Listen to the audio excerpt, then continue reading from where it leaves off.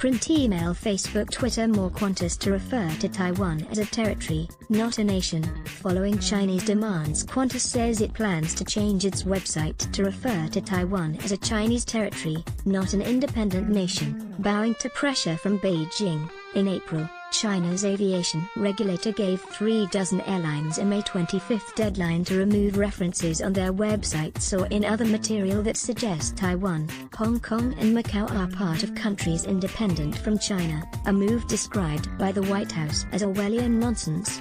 Qantas was granted an extension to decide if they would meet the request at the International Air Transport Association (IATA) annual meeting on Monday.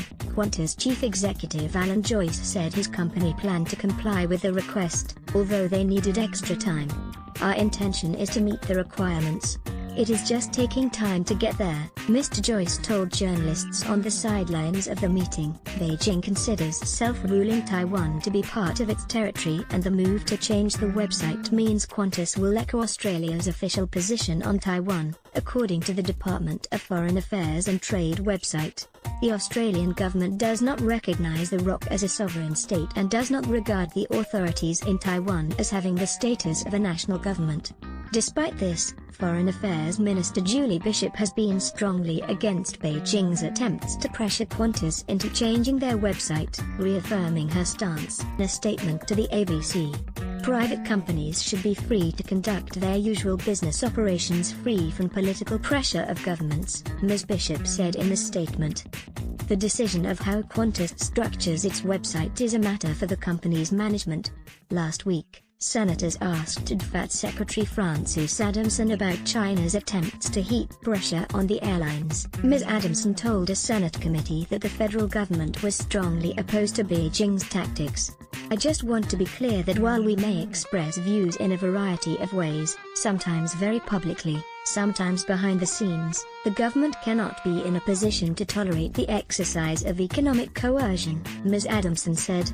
The chief executive of Qantas's international unit, Alison Webster, said the decision was not influenced by Qantas's partnership with China Eastern Airlines Corporation. "I don't think the relationship makes any difference to how we review our response," Ms. Webster said. She said Qantas only needed extra time to make the change because we have some complexity to work through. "This is not just Qantas Airways, this is the Qantas group that has to be adjusted," Ms. Webster said. "Due to the technology behind Qantas's websites, it takes some time for us to get to grips with changes that need to be put into the program," she said. "It's between our government and their government." Air Canada, Lufthansa and British Airways are among the other carriers that have made changes on their websites after China's request. China said on May 25 that 18 carriers had changed their websites.